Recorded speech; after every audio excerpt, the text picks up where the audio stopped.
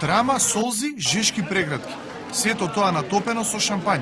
Формула 1, трилер на последната сезонска трка. Ова е најинтересниот момент кој на возачот на Мекларен Луис Хамилтон му ја донесе првата светска титула. Тој стигна петти, благодарение на пристигнувањето во последните метри од трката. А радоста на Ферари и нивниот возач Маса се промени во секунда. Експертите велат на младиот британец му се посреќи. Но зошто во последниот круг Тимо Глок од Тојота успори? Јас не можам да кажам дека тука постоела намерна интенција за пуштање на возачот Хамилтон пред Тимо Глок, иако се знае дека таа една позиција можеше многу работи да смени. Мислам дека станува збор за чиста среќа. По долгогодишната доминација на Ферари, трките во Формула 1 се поинтересни. До последната трка е неизвестно кој ќе биде победник.